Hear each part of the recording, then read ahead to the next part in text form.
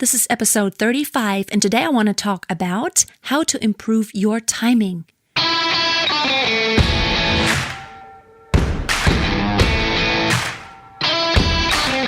Welcome to Freya Singing Tips, the podcast. My name is Freya Casey, professional singer and vocal coach. I have been on stage my whole life, and I'm passionate about helping you discover the awesomeness in your own voice. Opera, musical theater, jazz, pop, folk, rock, I have done it all. And I want to give you golden nuggets of advice on how to be the master of your voice.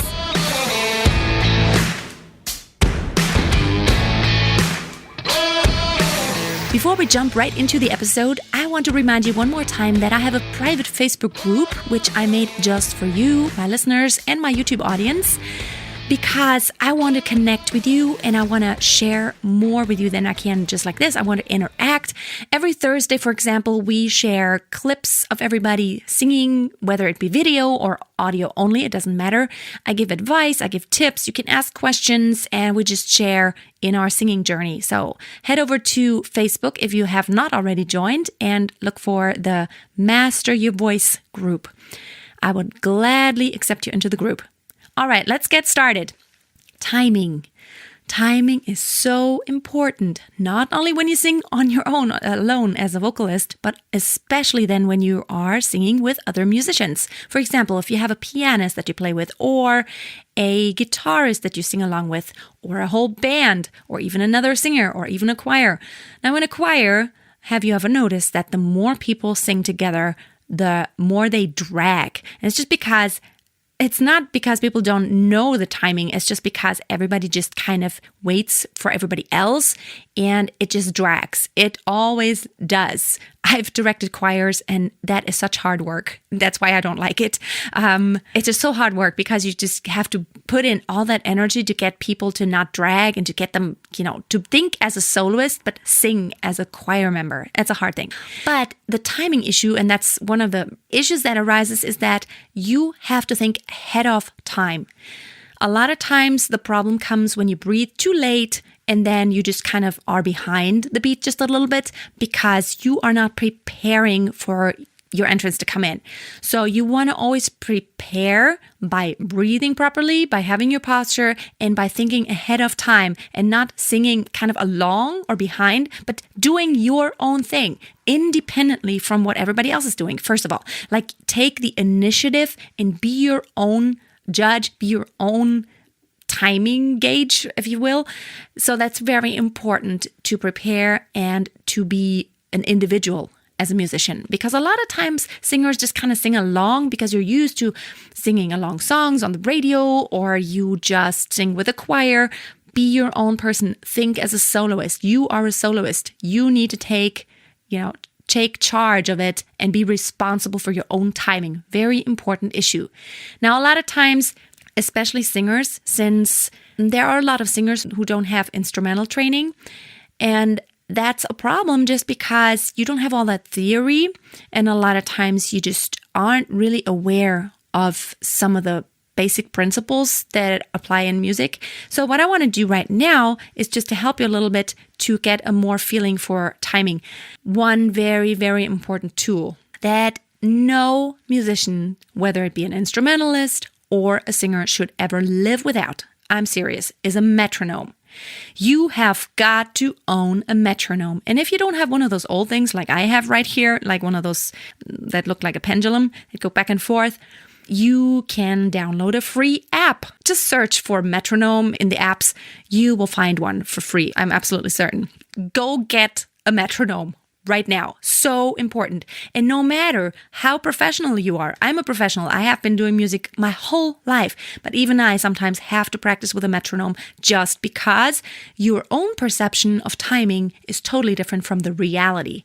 A lot of times we think we are just in time, but we are not. And you can hear that by singing. When somebody sings a cappella, just think about this. Just think about a simple song.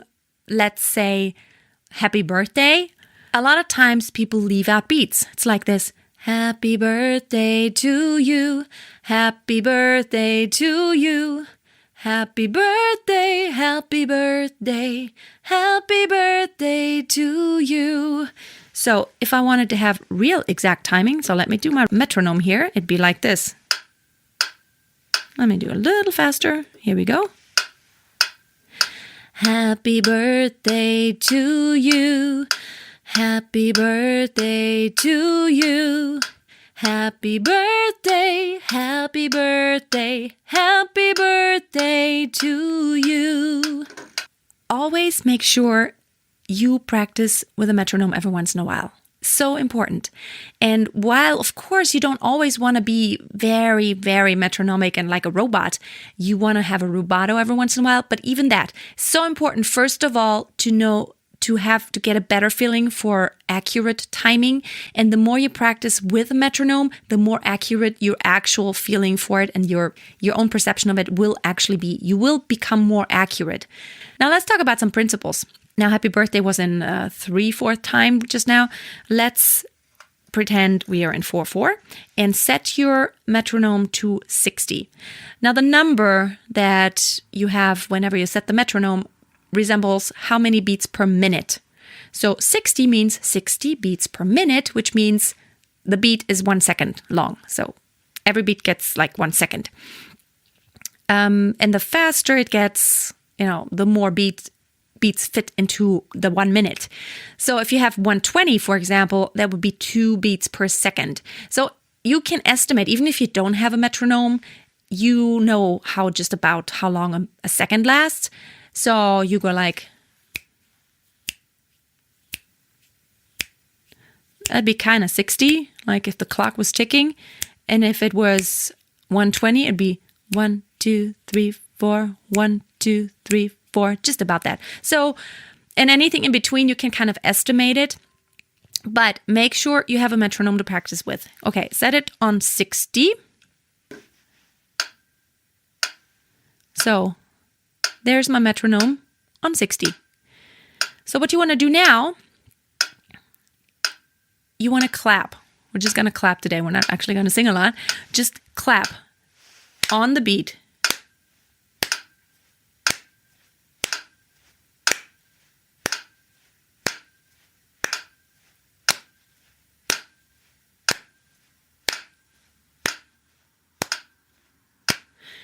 And you will see that is already not that easy.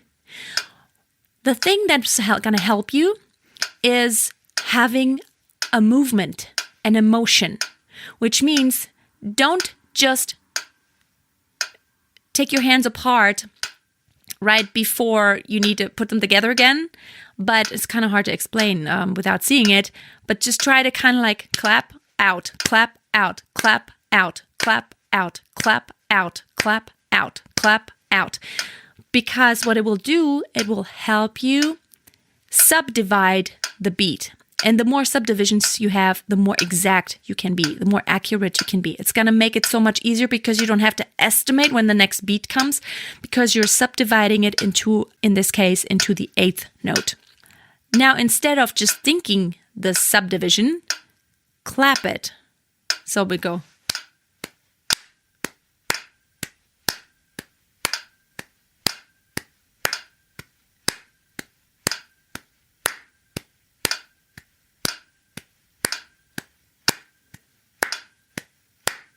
See, I'm even not that accurate today.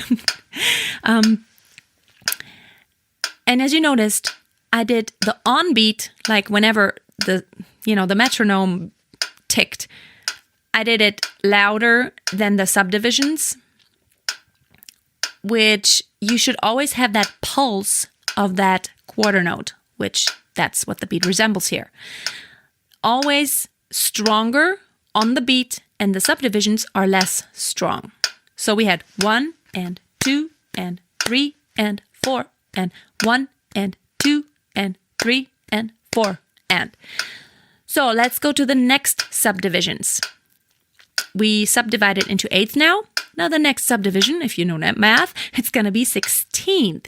So every 8th is going to have yet another subdivision, which means every quarter note, every beat that you hear with a metronome here will be subdivided not into 2, but into 4 subdivisions right there. So it's not going to be 1 and 2 and 3 and 4 and, but it's going to be 1E and a 2E and a 3E and a 4E and a 1E and a 2E and a 3E and a 4E and a 1E and a 2E and a 3E and a 4E and a... So I just kind of have to speak it while you clap on the beat, and you will notice it's not that easy. So what I want you to do now is to sing it. Let's do like this. Just go on ma, sing the quarter note, but have a clear division, like so. Ma, ma, ma, ma, ma, ma, ma, ma. So don't make it very legato. Now let's try to divide it into the eighths. But go ma-mu. Ma-mu, ma-mu, ma-mu, ma-mu, ma-mu, ma-mu, ma-mu, ma-mu, ma-mu, ma-mu, ma-mu, ma-mu. So let's now divide into 16th.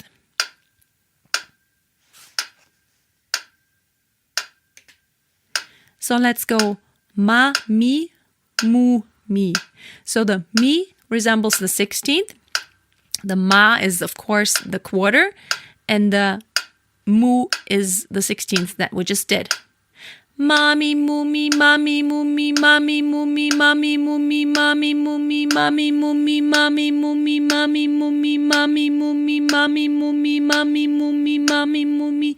And what will help you is to always emphasize, make a little accent on the quarter note, like mami, mumi, mami, mumi, mami, mumi, mami, mumi, mami, mumi, mami, mumi, mami, mumi, mami, mumi, mami, mumi, and so on. So let me stop the metronome. Those subdivisions are so important, and the accents are very important. Whenever you sing fast melismas or arpeggios, it's very good to subdivide them, and I like to kind of group them together. So, for example, when you have something like ya da da da da da da dum, like just like a scale, ya da da da da da da dum, it's always good to group them, like yum da da da da da da dum. So I'm always thinking a 4/4, a 4/4 beat. So it's much easier than just not knowing where your anchor points are. Set those anchor points like yum ba da da da da da bum instead of ya da da da da da dum. It gets a lot more accurate whenever you think of those subdivisions and you group those. It's usually like a group of 4 yum da da da da da da dum. So that's what it usually does. And if you practice those things, your timing will get much more accurate. Also, sometimes you don't start on the beat on a song, but it's like 2, 3, ba-ba-da-dum, ba-da-da-dum, ba-da-da-dum, bum, ba-dum, bum. For example, like that, or a bum, ba-dum, ba-dum, ba, ba-dum, ba-dum. It's like swing, but it doesn't start on the beat. Just fly me to the moon and let me sing among the stars. You will become so much more accurate whenever you have those subdivisions, when you feel that pulse of the subdivisions. Otherwise, you just kind of have to estimate, and I have so many students that have a hard time with getting the timing exactly right when there are smaller subdivisions and you have to start, like, let's say on the second 16th note of the measure or on the last 16th note, and, have that. Very, very difficult. If you have an upbeat that's really hard to count, it is so much easier when you have those subdivisions. Always have those subdivisions. And sometimes also, whenever you have sheet music, you can't quite figure it out. It's so much easier just to subdivide. And what I sometimes do when something's very complicated and complex, I just draw lines to where I was like, okay, this line resembles 1. This line resembles beat 2. This line resembles beat 3. And this line resembles beat 4. So I draw a line where those beats are and which notes actually come on the beat. And then I subdivide into the 8th and the 16th, however small I have to do it. Like if there's 30 seconds involved, I will have to subdivide it into that. But that really makes it so much easier to know when you are supposed to come in. Like if there's a really complex upbeat, which sometimes is, you have very small subdivisions, like 1, 2, 3, 4, 1. Ba-dum, ba-da-da-dum, ba-da-da-dum, ba-da-da-da-dum, bum. Like when you have very fast, subdivisions, it's very hard. So I hope this helped you a little bit today, because I see so many singers who don't have accurate timing just because they're singers. And yes, of course, you don't always want to be robotic. But the thing is, if you know the rules, you're going to be so much better. You're going to be more accurate, and then you can take your freedom. And by all means, as a singer, you will have to take your freedom. You don't always have to be so accurate. But the thing is, you will have a much better feeling, for example, if something is swing or not swing. And just whenever you do need to be together with an instrumentalist, it's going to make it so much easier when you know your theory behind the whole thing. Thank you guys so much for listening today. I really appreciate you spending your time with me, and I do hope that I am helping you to get better. I would love to hear from you, whether it be via email. You can email me at info@freyassingingtips.com or podcast@freyassingingtips.com. You can also, and I would totally appreciate it, leave me a review on iTunes or any other platform that you may download the podcast on. And I'd love to hear your feedback. What else would you like me to talk about? What do you find valuable? What would you like to hear of me?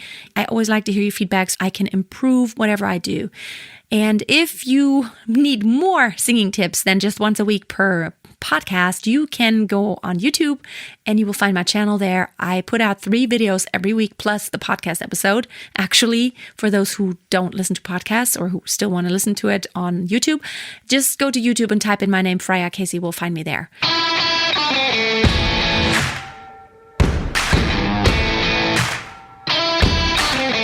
Thank you guys so much for spending the time with me, like I said. If you have not taken my 7-day challenge, please take it, the 7 days to perfect support. It will really help you get better support and sing better overall. Until next time, don't forget, always keep a song in your heart and always keep on singing. Bye-bye.